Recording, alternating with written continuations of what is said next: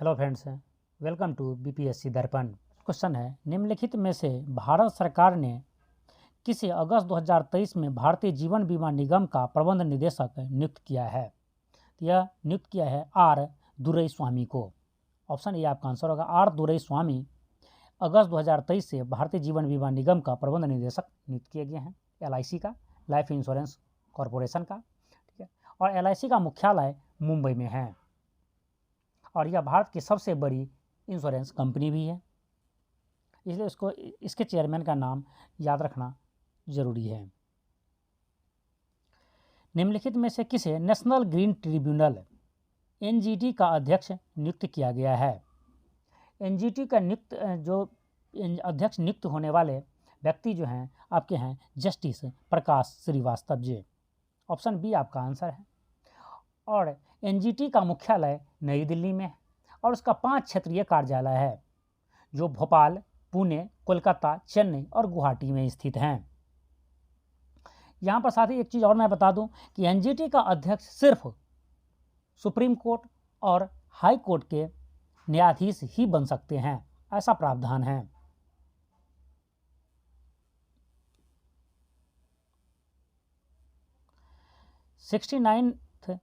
Film fair पुरस्कार 2023 के अंतर्गत सर्वश्रेष्ठ फिल्म का पुरस्कार किस फिल्म को प्रदान किया गया है?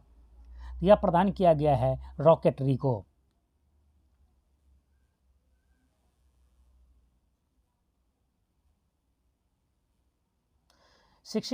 राष्ट्रीय फिल्म पुरस्कार 2023 के अंतर्गत किसे सर्वश्रेष्ठ अभिनेता का पुरस्कार प्रदान किया गया है? तो सर्वश्रेष्ठ अभिनेता का पुरस्कार जो है अल्लू अर्जुन को प्रदान किया गया है। ऑप्शन बी आपका आंसर है। और सर्वश्रेष्ठ एक्ट्रेस जो है आलिया भट्ट को प्रदान किया गया है और उसको मूवी जो है गंगूबाई के लिए।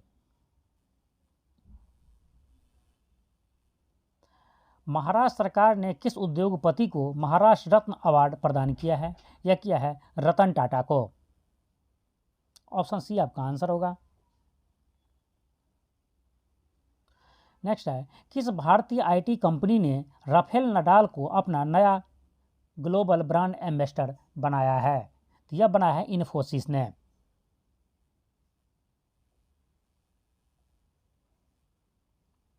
लोकमान्य तिलक की 103वीं पुण्यतिथि पर आयोजित समारोह में किसे लोकमान्य तिलक पुरस्कार 2023 से सम्मानित किया गया है? यह सम्मान नरेंद्र मोदी भारत के पीएम को मिला है।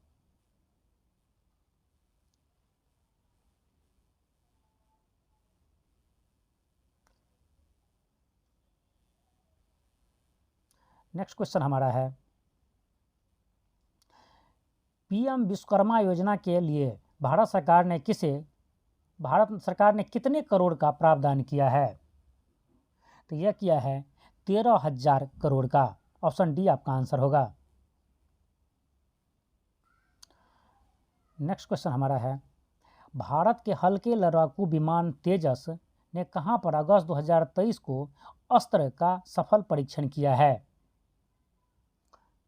तो इसने किया है गोवा तट पर। तो ऑप्शन बी आपका आंसर है।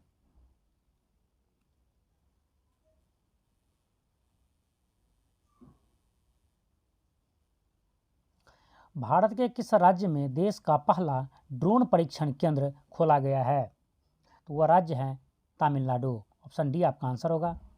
देश में राजकोषीय स्वास्थ्य के मामले में कौन सा राज्य शीर्ष स्थान पर है? तो वह राज्य है महाराष्ट्र। महाराष्ट्र राजकोषीय स्वास्थ्य के मामले में जो है देश में प्रथम स्थान पर हैं और राजकोषीय स्वास्थ्य के मामले में महाराष्ट्र के बाद छत्तीसगढ़ है, जबकि सबसे लास्ट स्थान पश्चिम बंगाल का है।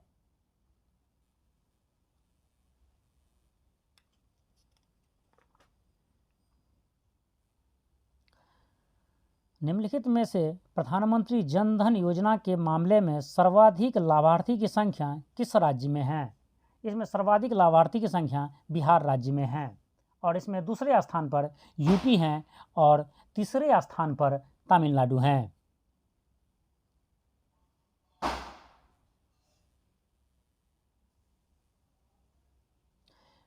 फॉर्चून ग्लोबल 500 की सूची में भारत की किस कंपनी ने टॉप 100 में जगह बनाई है? यह कंपनी है रिलायंस है।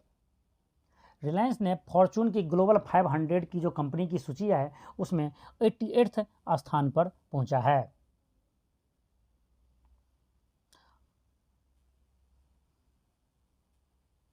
और भारत की सिर्फ एक कंपनी ही टॉप 100 में जगह बना पाया है।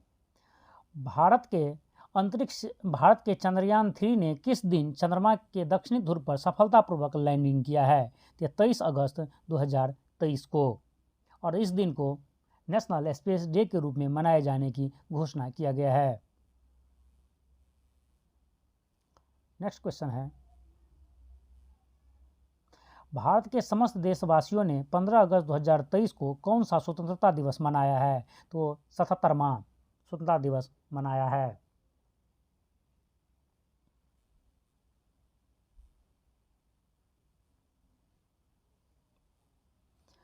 किस राज्य की विधानसभा ने हाल ही में अपना नाम बदलने की मंजूरी प्रदान की है?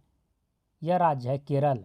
केरल अपना नाम केरल से केरलम करना चाहता है, लास्ट में मौ लगाना चाहता है, मतलब केरल से केरलम करना चाहता है।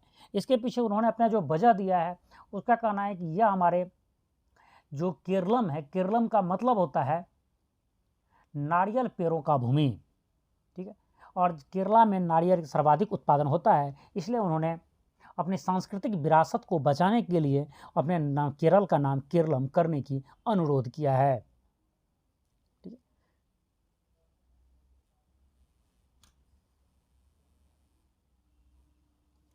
देश के पहले 3D मुद्रित डाकघर का उद्घाटन कहाँ पर हाल ही में किया गया है? यह बंगलोर में किया गया है।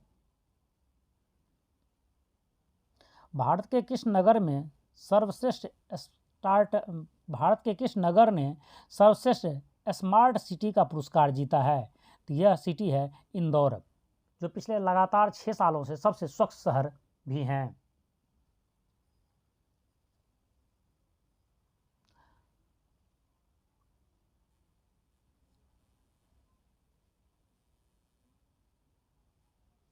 आरिफ अलवी किस देश के राष्ट्रपति हैं जिन्होंने हाल ही में अपनी नेशनल असेंबली को भंग कर दिया है? तो यह पाकिस्तान के राष्ट्रपति हैं। 15वां ब्रिक्स शिखर सम्मेलन 2023 किस देश में हुआ है? यह दक्षिण अफ्रीका में हुआ है।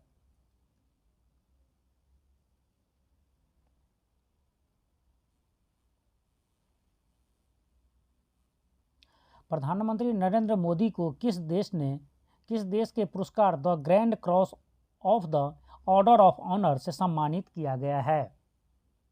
तो यह देश है ग्रीस। ग्रीस ने यह पुरस्कार प्रधानमंत्री नरेंद्र मोदी को दिया है। निम्नलिखित में से महिला विश्व कप 2023 का खिताब किस देश ने हासिल किया है? यह स्पेन ने जीता है।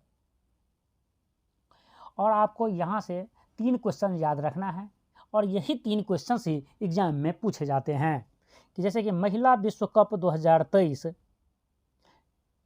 कहाँ हुआ है। और याद रखिएगा, ये जो महिला विश्व कप 2023 है यह फुटबॉल का विश्व कप है, ठीक है, फीफा का यह विश्व कप है, इसमें लिखा नहीं है इसलिए इसको आप याद रखेंगे, या फीफा का विश्व कप है महिलाओं का, तो ये फुटबॉल का है। तो महिला फुटबॉल विश्व कप 2023 है कहाँ हुआ था, किसने जीता और किसे हरा कर जीता, यही 3 क्वेश्चन एग्जाम में पूछे जाते हैं और तीनों ही इंपॉर्टेंट होते हैं। तो महिला फुटबॉल विश्व कप 2023 ऑस्ट्रेलिया में हुआ है, जिसे स्पेन ने जीता है और वह इंग्लैंड को हरा करके जीता है, ठीक है।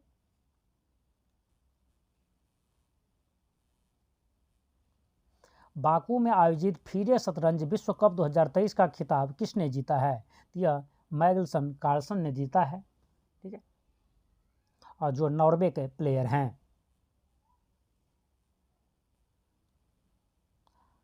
नेक्स्ट क्वेश्चन है, भारत रेसलर मोहित कुमार ने अंडर 20 में कितने किलोग्राम वर्ग में स्वर्ण पदक जीता है? तो उसने 61 किलोग्राम वर्ग में स्वर्ण पदक जीता है। विश्व एथलेटिक्स चैंपियंस 2023 के खिताब किसने जीता है? तो जीता है नीरज चोपड़ा ने।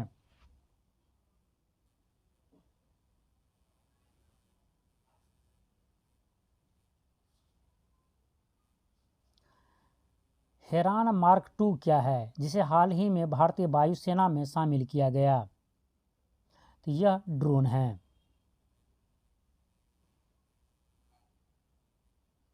प्रधानमंत्री नरेंद्र मोदी ने किस दिन से शहीदों के सम्मान में मेरी माटी मेरा देश अभियान की शुरुआत की है?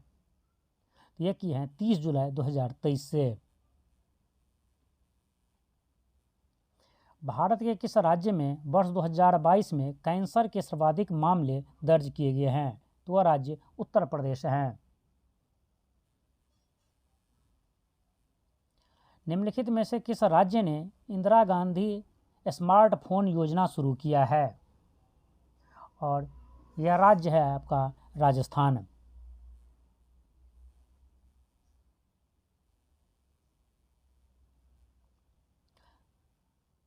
वेस्टर्न लेन किस भारतीय एवं भारतीय मूल के लेखिका का उपन्यास है जिसे वर्ष 2023 में बुकर पुरस्कार के संभावित सूची में शामिल किया गया? मतलब बुकर पुरस्कार के लिए जो लिस्ट अभी बना है उसमें किया गया है, जो लगभग 6 से ज़्यादा बुक सेलेक्ट किया जाता है, उन्हीं में से एक को फाइनली बुकर पुरस्कार दिया जाता है। तो इस लिस्ट में जो है वेस्टर्न लेन को शामिल किया गया है। इसके लेखक कौन हैं? इसके लेखक है चेतना मारू। निम्नलिखित में से किसे राष्ट्रीय राइफल एसोसिएशन ऑफ इंडिया का नया अध्यक्ष चुना गया है? तो इसका आंसर होगा ऑप्शन बी, कलिकेश नारायण सिंह देव। नेक्स्ट क्वेश्चन हमारा है मोहम्मद शहाबुद्दीन चुप्पू जो हाल ही में किस देश के नए राष्ट्रपति बने हैं? तो ये बांग्लादेश के नए राष्ट्रपति बने हैं और यह 22वें राष्ट्रपति है बांग्लादेश के।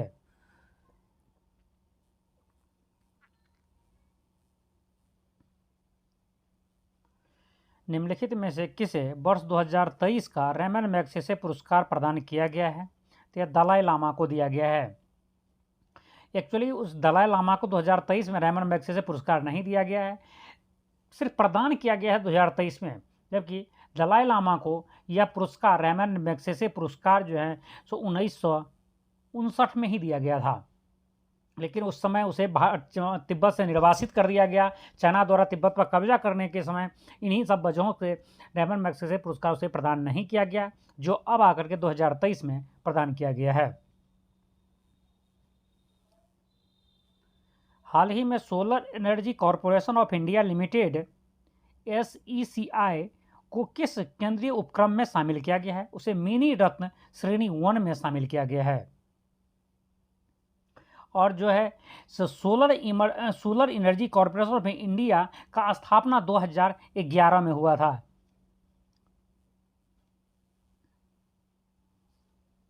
निम्नलिखित में से किसे वर्ष 2023 का लता दीनानाथ मंगेशकर पुरस्कार से सम्मानित किया गया है? तो ये इसके आंसर होगा ऑप्शन बी, आशा भोसले।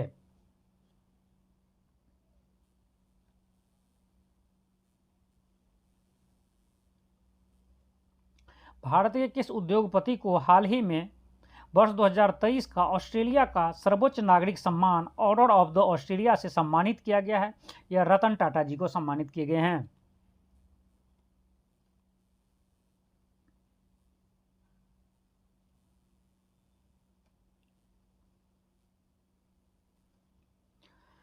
किसने वर्ष 2023 का फेमिना मिस इंडिया का खिताब अपने नाम किया है? यह है नंदिनी गुप्ता।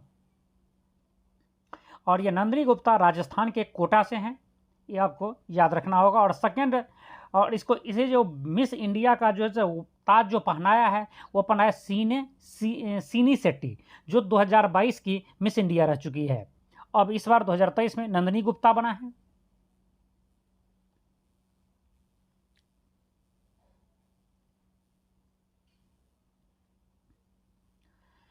के बिरला फाउंडेशन का व्यास सम्मान 2022 किसे प्रदान किया गया है? यह गया है डॉक्टर ज्ञान चतुर्वेदी को। और इसका उपन्यास पागल खाना के लिए यह पुरस्कार दिया गया है। यह व्यास सम्मान का 32वां संस्करण था।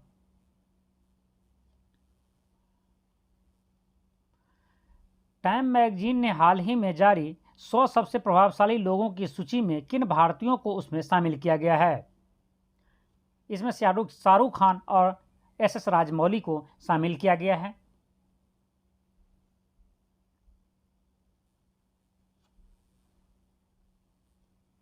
प्रधानमंत्री नरेंद्र मोदी ने किस स्थान पर वैश्विक बौद्ध सम्मेलन का उद्घाटन किया है? तो यह नई दिल्ली में किया है। थावे महोत्सव का आयोजन किस राज्य में किया जाता है? थावे महोत्सव का आयोजन बिहार राज्य में किया जाता है। और ये देखिए बीपीएससी के स्टूडेंट के लिए वेरी वेरी इंपॉर्टेंट है। चाहे आप 69th बीपीएससी के एग्जाम दे रहे हो या बिहार टीचर का, आप उसे रट लें, ये इस बार जरूर पूछा जाएगा। क्योंकि थावे महोत्सव नाम से किसी भी एंगल से नहीं लग रहा है वो बिहार का है, लेकिन थावे महोत्सव बिहार में ही मनाया जाता है और यह खास करके गोपालगंज में मनाया जाता है। और इस बार जो है 2023 में 11वां थावे महोत्सव मनाया गया है। गज उत्सव 2023 का आयोजन किस राज्य में किया गया है? गज उत्सव 2023 का आयोजन असम में किया गया है और असम के काजीरंगा राष्ट्रीय उद्यान में खास करके।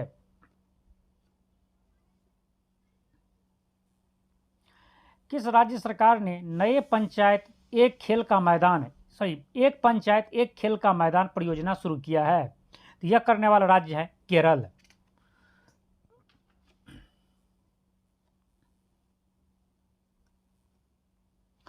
किस अभियान के माध्यम से सभी पात्र ग्रामीण महिलाओं को सशक्त बनाए जाने का लक्ष्य रखा गया है? संगठन से समृद्धि अभियान के तहत। ऑप्शन डी आपका आंसर है।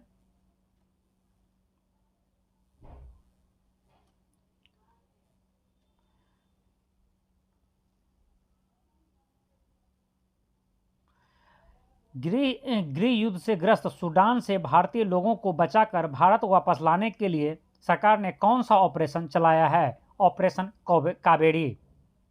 जबकि ऑपरेशन गंगा चलाया गया था यूक्रेन से भारतीयों को लाने के लिए।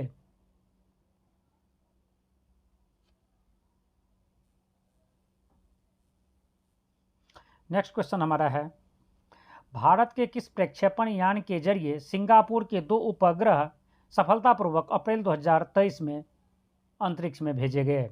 इस प्रक्षेपण यान का नाम था PSLV C-55। ऑप्शन डी आपका आंसर होगा। हाल ही में भारत का सबसे बड़ा व्यापारिक भागीदार देश बना है? तो यह USA बना है, अमेरिका बना है और इससे पहले तक चीन था। ठीक है, अभी रिसेंटली USA बन चुका है भारत का सबसे बड़ा व्यापारिक साझेदार।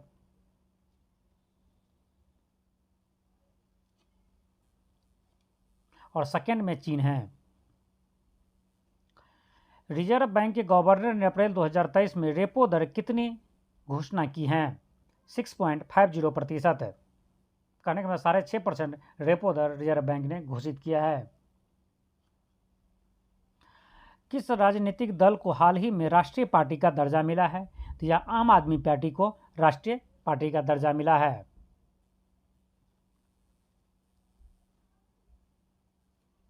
जल शक्ति जनगणना के अनुसार अप्रैल 2023 में जारी रिपोर्ट में कौन सा राज्य जल संरचना में सबसे ऊपर है? तो यह राज्य है पश्चिम बंगाल।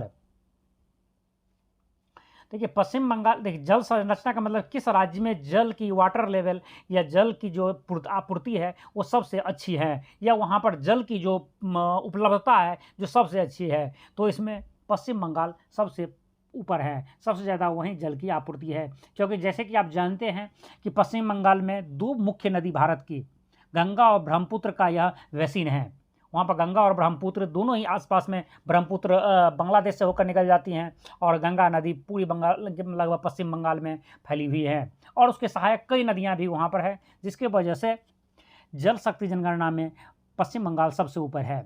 जबकि जो सबसे नीचे है इस जनगणना में वो है आपका सिक्किम। भारत के किस राज्य ने पदोन्नति में दिव्यांग कर्मचारी को 4% आरक्षण देने की घोषणा किया है? तो वह राज्य है आपका महाराष्ट्र।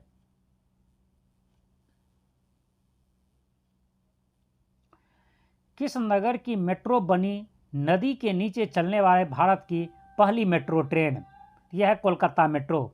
आपको पिछले वीडियो में आपको बताया था कि मेट्रो जो यदि क्वेश्चन पूछा जाए भारत की पहली मेट्रो ट्रेन, यदि ट्रेन लगा हो तो कलकत्ता है। और एक क्वेश्चन सा और था जहाँ पर आप पढ़े होंगे पिछली वीडियो में हम आपको बताए थे कि यदि मेट्रो ना लगा हो, ठीक है, क्योंकि केरल के कोची में भी इस तरह का कार्यक्रम किया गया है।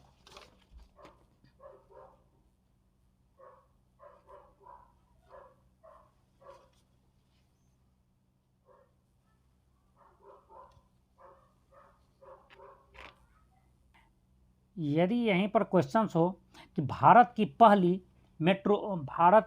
वाटर मेट्रो, ये देखिए तो कोची हो जाएगा आंसर। भारत की पहली मेट्रो ट्रेन तो कलकत्ता है। अब भारत की पहली वाटर मेट्रो की बात किया जाए तो इसमें आंसर होगा कोची। तो मैं पहले भी वीडियो में आपको बता चुका हूँ, यदि आप देखे नहीं हैं तो वन लाइनर वाला हमारा वीडियो देख लीजिए, वहाँ पर इससे रिलेटेड क्वेश्चन पूछे गए हैं और दोनों ही पहली घटना है, पहली बार हुआ है, तो यहाँ से क्वेश्चन पूछे जाने की संभावना बहुत ही ज़्यादा है और दोनों ही कन्फ्यूजन क्वेश्चन हैं। और आपके आंसर में कलकत्ता के जगह पर कोची लिखा रहेगा और कोची वाले में कोची के जगह के साथ साथ कलकत्ता का ऑप्शन होगा, तो फिर स्टूडेंट कन्फ्यूज होते हैं वहाँ पर। चलिए नेक्स्ट देखते हैं।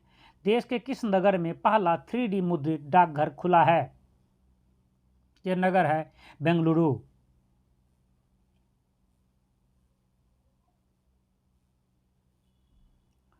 नेक्स्ट क्वेश्चन हमारा है, प्रधानमंत्री मोदी ने प्रोजेक्ट टाइगर के कितने वर्ष पूरे होने पर एक स्मारक सिक्का जारी किया है? 50 वर्ष पूरे होने पर।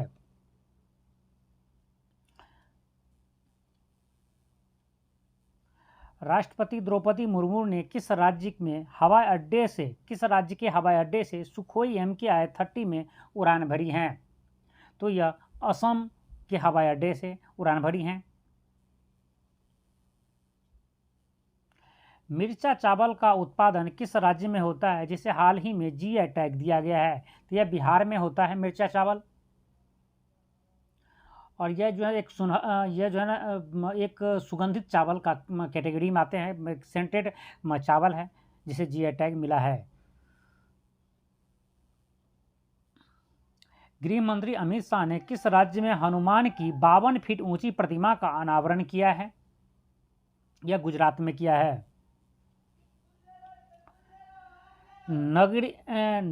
नागरी दुबराज किस राज्य के चावल की किस्म है जिसे हाल ही में GI टैग दिया गया है? देखिए ये छत्तीसगढ़ का है।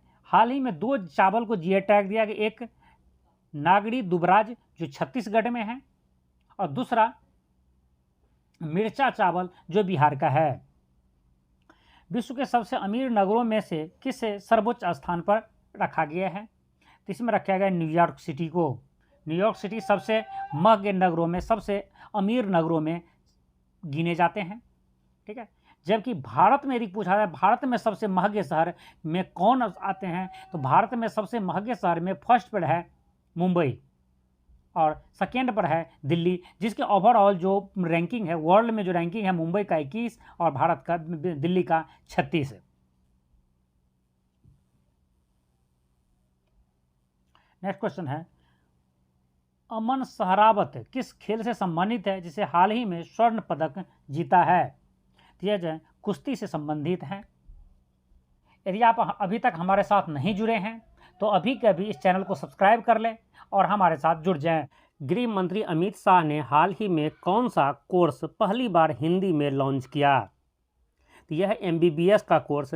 MBBS का कोर्स मध्य प्रदेश में MP में यह कोर्स लॉन्च किया गया है। MP मेडिकल कॉलेज में MBBS का कोर्स हिंदी में लॉन्च किया गया है।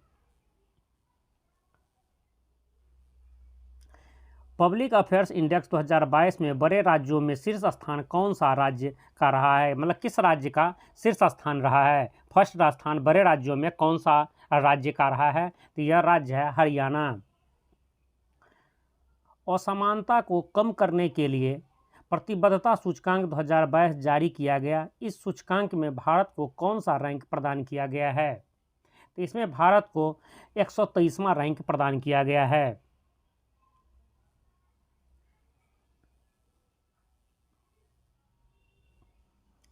विश्व भुखमरी सूचकांक 2022 में भारत को कौन सी रैंकिंग प्रदान की गई है? विश्व भुखमरी सूचकांक विश्व वर्ल्ड हंगर इंडेक्स में भारत को 107वां स्थान प्राप्त किया गया है टोटल 121 देशों में। यहाँ पर दो इम्पॉर्टेंट फैक्ट है जो आप जान लीजिए। पहली कि वर्ल्ड हंगर इंडेक्स डेवलप्ड देशों को नहीं मापा जाता है, मतलब वर्ल्ड हंगर इंडेक्स में जो डेवलप्ड देश हैं, जो बड़े देश हैं, उनको इसमें नहीं रखा जाता है। उसे हटा करके ही जो डेवलपिंग या अनडेवलप्ड कंट्री हैं उसे इस लिस्ट में रखा जाता है। तो इस बार 121 देशों पर यह हंगर इंडेक्स 121 देशों के लिए निकाला गया था, जिसमें भारत का 107वां स्थान रहा। ये बहुत ही ख़राब स्थान रहा। हमारे जितनी पड़ोसी देशों हैं इनमें अफ़गानिस्तान के बाद हमारा सबसे ख़राब स्थान रहा है। यदि एक नज़र देखें तो आपको पता चल जाएगा कि इसमें नेपाल का रैंक 81 रहा, पाकिस्तान का 99 रहा, श्रीलंका का 64 रहा और बांग्लादेश का 84 रहा। सिर्फ इसमें अफ़गानिस्तान का हमसे ज़्यादा रहा 109, जिसके वजह से भारत सरकार ने इसका पुरजोर विरोध किया है। इसे मानने से इस इंडेक्स को इनकार कर दिया गया है, क्योंकि श्रीलंका की जो स्थिति आज बदतर है ये भी हंगर इंडेक्स में हमसे अच्छे रैंक पर है, 64वें रैंक पर हैं। चलिए आगे देखते हैं। प्रधानमंत्री नरेंद्र मोदी और यूएन चीफ के मध्य द्विपक्षीय वार्ता हाल ही में कहाँ संपन्न हुआ है? यह द्विपक्षीय वार्ता केवड़िया गुजरात में संपन्न हुआ है, जहां पर हमारे प्राइम मिनिस्टर नरेंद्र मोदी और यूएन के महासचिव एंटोनियो गुटेरेस के बीच में यह मीटिंग हुआ है, द्विपक्षीय वार्ता हुआ है।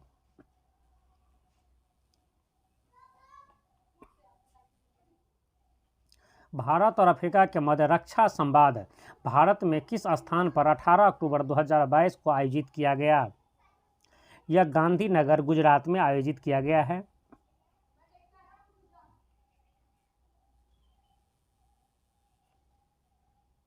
निम्नलिखित में से किस परमाणु सक्षम पनडुब्बी से बैलिस्टिक मिसाइल SLBM को सफलतापूर्वक लॉन्च किया गया है? यह है INS अरिहंत।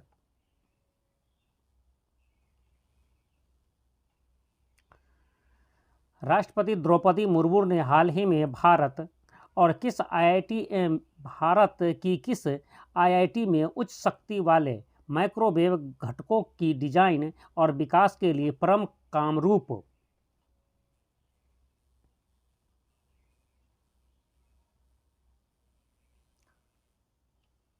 और प्रयोगशाला का वर्चुअल उद्घाटन किया है? यह किया है गुवाहाटी में। गुवाहाटी असम में है, जहां पर इसका उद्घाटन किया गया है। वर्तमान सर्वोच्च न्यायालय के मुख्य न्यायाधीश UU ललित ने किसे अपना उत्तराधिकार नामित किया है? यह DY चंद्रचूड़ को नामित किया है। मतलब DY चंद्रचूड़ UU ललित के बाद भारत के 50वें मुख्य न्यायाधीश नियुक्त किए गए हैं।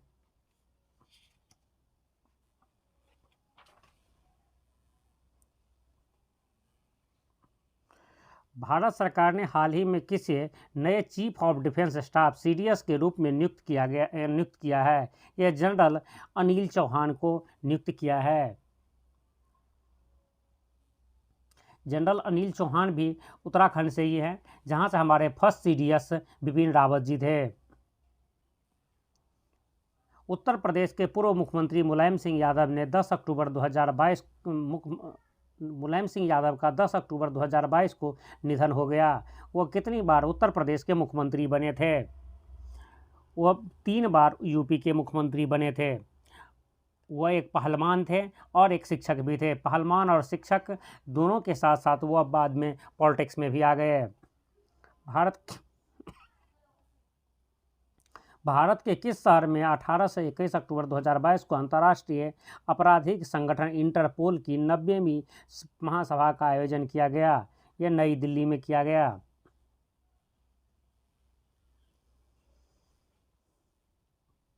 भारत सरकार ने हाल ही में कितने करोड़ रुपए स्वच्छ गंगा के लिए मंजूर किए हैं? यह 1145 करोड़ रुपया का मंजूरी दिए हैं। अंतर्राष्ट्रीय सौर गठबंधन ISA का 5वां सम्मेलन 2022 भारत में किस नगर में हुआ है? तो ये नई दिल्ली में हुआ है।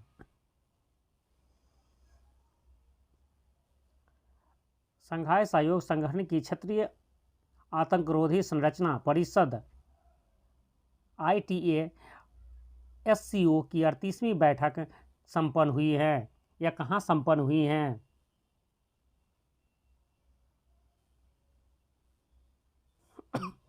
तो यह नई दिल्ली में संपन्न हुई हैं। छठा पूर्वी एशिया शिक्षा मंत्री शिखर सम्मेलन किस देश में आयोजित हुआ है? तो यह वियतनाम में आयोजित हुआ है। वियतनाम का राजधानी हनोई है। सतत पर्वतीय विकास शिखर सम्मेलन 2022 का आयोजन कहाँ संपन्न हुआ है? तो यह लेह में संपन्न हुआ है। जो लद्दाख की राजधानी लेह है, वहीं यह संपन्न हुआ है। और ये जो सतत पर्वतीय विकास शिखर सम्मेलन है, उसका जो है थीम था सतत पर्वतीय विकास के लिए पर्यटन का उपयोग।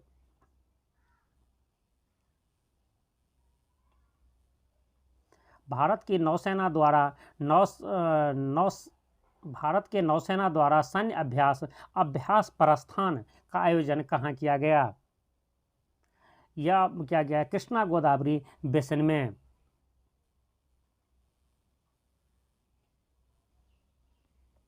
हाल ही में किस टाइगर रिजर्व वन्यजीव अभयारण्य में बौद्ध गुफाओं और स्तूपों की खोज की गई है? तो यह बांधवगढ़ में किया गया है, जो MP में है।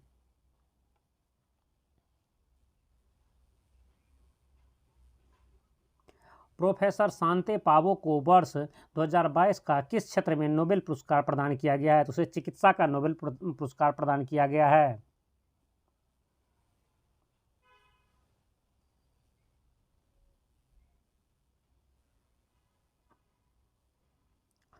Ben S बर्नाके, Douglas W diamond और फिलिप H डायबबिंग को वर्ष 2022 का किस क्षेत्र का नोबेल पुरस्कार दिया गया है?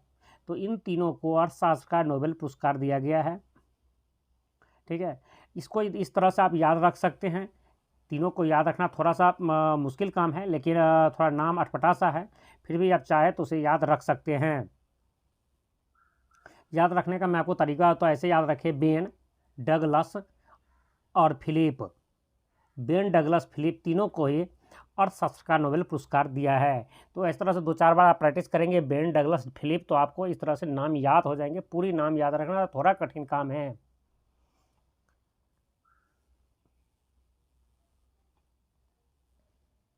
वर्ष 2022 में दादा साहेब फाल्के पुरस्कार 2022 के लिए निम्नलिखित में से किसे चुना गया है? मतलब यह 2022 में दादा साहब फाल्के पुरस्कार दिया गया है, जबकि यह 2020 के लिए दिया गया है। यह आशा पारेख जी को दिया गया है।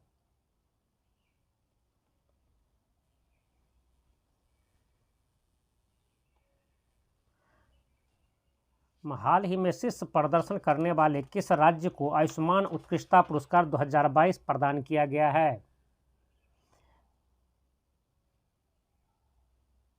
तो यह जो है सो आंध्र प्रदेश को प्रदान किया गया है। चलिए ऑप्शन नीचे हैं, देख लेते हैं नेक्स्ट पेज पर। तो ऑप्शन जो आपको यहाँ दिख रहे हैं, आंध्र प्रदेश को दिया गया है। देखिए, आयुष्मान भारत प्रधानमंत्री जन आरोग्य योजना के कार्यान्वयन में शीर्ष प्रदर्शन करने वाले राज्यों में जो पहला राज्य रहा है, जो वह है आंध्र प्रदेश है। और शीर्ष प्रदर्शन करने वाला जो जिला रहा है वह है पार्वतीपुरम मान्य, यह भी आंध्र प्रदेश से हैं। ठीक है, और सर्वश्रेष्ठ प्रदर्शन करने वाले जो केंद्र शासित प्रदेश हैं उनमें 2 का नाम है, एक है चंडीगढ़ और दूसरा है जम्मू एंड कश्मीर। नेक्स्ट देखते हैं, क्रिकेट का महिला एशिया कप 2022 का खिताब किस देश की टीम ने जीता है? तो यह जीता है आपके भारत ने, जो श्रीलंका को हरा करके जीता है। और महिला एशिया कप बांग्लादेश में इस बार इसका आयोजन हुआ था।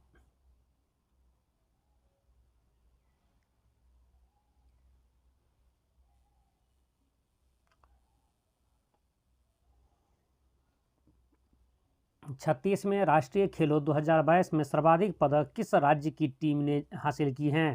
तो यह महाराष्ट्र की टीम ने हासिल की हैं। देखिए, यहाँ पर एक कन्फ्यूजन है, मैं आपको यहाँ बता देना चाहता हूँ। देखिए बुक जो प्रतियोगिता सामान्य ज्ञान दर्पण का यह क्वेश्चन है, सामान्य ज्ञान दर्पण ने इसका आंसर सर्विसेज दिया है, लेकिन इसका आंसर महाराष्ट्र होगा। उसके पीछे एक रीजन है, मैं आपको बता देना चाहता हूँ यहाँ पर।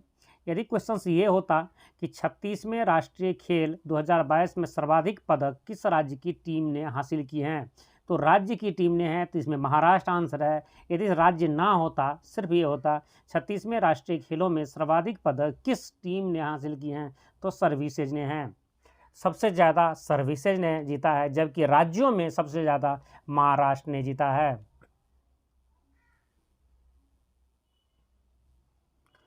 हाल ही में सर्वाधिक 400 T20 मैच खेलने वाला कौन सा भारतीय खिलाड़ी हैं?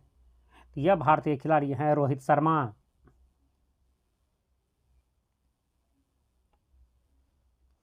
किस भारतीय तेज गेंदबाज ने हाल ही में क्रिकेट से संन्यास लेने का घोषणा किया है? यह है झूलन गोस्वामी, जो महिला क्रिकेट से संबंधित हैं, और उन्होंने अपना आखिरी मैच इंग्लैंड के लॉर्ड्स के मैदान पर खेलने के बाद यह संन्यास लेने का घोषणा कर दिया है। और उसे झूलन गोस्वामी को चकदा एक्सप्रेस के नाम से भी जाने जाते हैं। यह भी एग्जाम में कई बार पूछे गए हैं।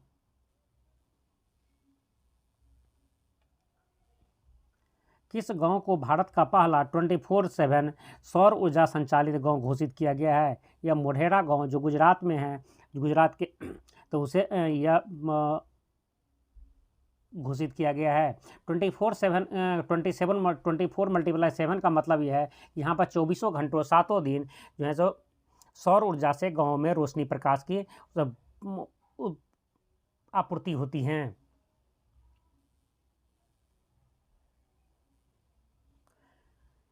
सिहान करुणातिलक किस देश के लेखक हैं जिन्हें उसके उपन्यास the 7 moons of Maali Almeida के लिए वर्ष 2022 का बुकर पुरस्कार प्रदान किया गया है? तो वह श्रीलंका के उपन्यासकार हैं।